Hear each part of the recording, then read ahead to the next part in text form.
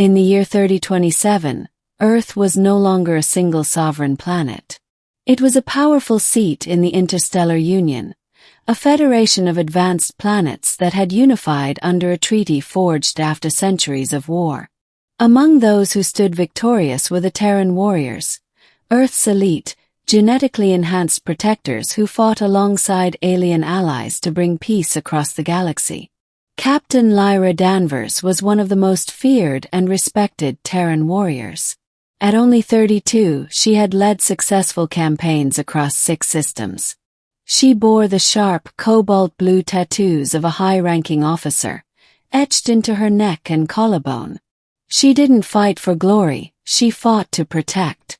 And in the aftermath of the campaign on Zereth 9, a planet known for its ruthless insurgents, she was awarded a strange token of gratitude by the alien leadership. "A gift," the High Chancellor of Zereth rasped, his golden eyes unblinking. "A symbol of our submission. Take him." Lyra raised a brow as 2 guards pushed forward a chained figure.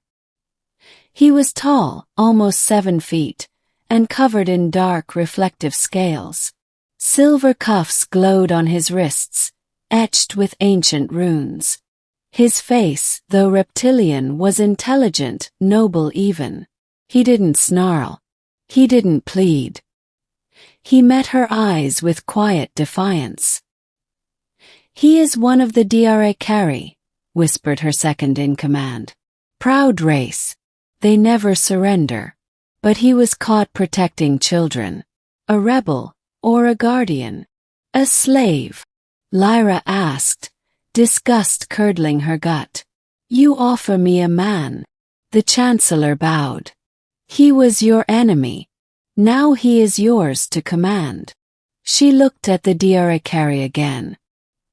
His silver eyes were unreadable. His muscles lean but corded with strength. This was no beast. This was a warrior, possibly even a prince. A being who had chosen to protect innocence instead of flee.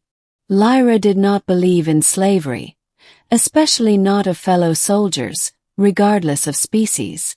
But declining the gift outright would insult the entire Zerethian leadership and jeopardize the fragile peace. "I'll take him," she said through gritted teeth. "But he walks free on my ship." The Chancellor flinched but nodded. His name, she learned later, was Kale. Kale was silent during the journey back to Earth's orbit. Lyra had the chains removed, but he wore them like memory even after they were gone. He never sat unless told. He never ate unless permitted. He answered every question with short, clipped phrases. Yet he never tried to escape. And more curiously, he never showed hatred. Lyra studied him through surveillance logs and in quiet moments during their voyage. Kale often wandered the observation deck, staring into the stars. He spoke Zerethian fluently, but when he finally began to speak Defies, the ship's translation AI struggled to keep up with the poetic, old dialect. "I am not yours," he told her one evening. "Not with malice but with calm. And yet I am bound." "I never asked for you," she replied. "But you accepted." Silence stretched between them. "You could be free," Lyra offered. "I could arrange sanctuary with one of the neutral planets. They respect Defies' sovereignty." Kale turned slowly. "I am already marked. Zereth has labeled me as chattel. My people will not take me back. They will see the slave cuffs, even if they are gone." Lyra saw the quiet pain behind his stoic face. She didn't know why, but that night she asked him to share his story. And for the first time, Kale spoke of the war, not as a soldier but as a protector. He had been a guardian of the Shrine children, gifted telepaths hidden from the Zerethian regime. When the Terrans invaded, he tried to shield the younglings. His capture was not a defeat. It was a sacrifice. Lyra listened long after the stars shifted in the viewport. And for the first time in years, She saw her enemy as more than an opponent. Over the weeks that followed, Kale became less of a shadow and more of a presence. He began assisting the crew in engineering tasks, using knowledge of gravitational harmonics unknown to Terran science. He advised in planetary diplomacy when the crew landed on trade moons. Slowly, respect replaced suspicion.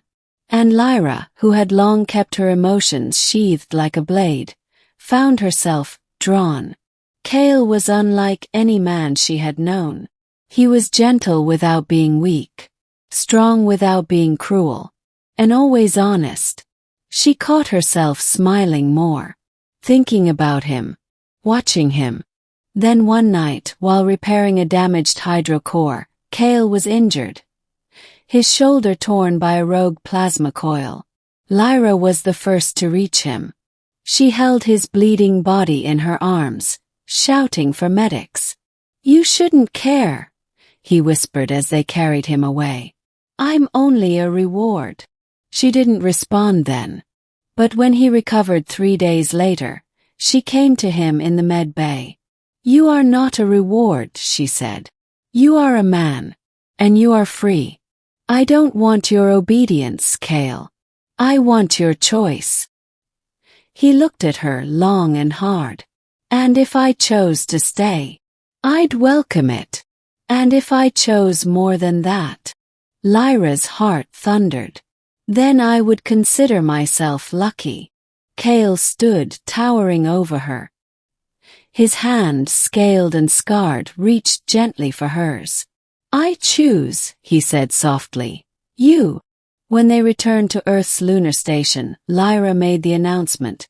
Kale was not a prisoner, not a slave, not a soldier under her command, but her partner, her intended, her fiancé. The council was stunned. Interspecies marriage was rare, though not forbidden. But many whispered behind her back, calling it a scandal. She was a decorated war hero. He was once their enemy. But Lyra didn't care. She had followed orders her whole life. She had fought in battles she didn't believe in, buried comrades she loved, and endured the silence of space for too long. Kale was her peace. They married in a quiet ceremony aboard her ship, the Valkyrie.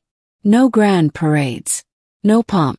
Just her, Kale, and a few close friends who had come to understand what love looked like between two warriors. But peace was not meant to last. A radical faction within the Zerethian government saw the marriage as a betrayal. They launched a political coup, framing Kale as a spy who had infiltrated Earth Command. They petitioned the Interstellar Union to seize him for trial. Lyra refused. "They will have to take him over my dead body," she told the council. And they nearly did.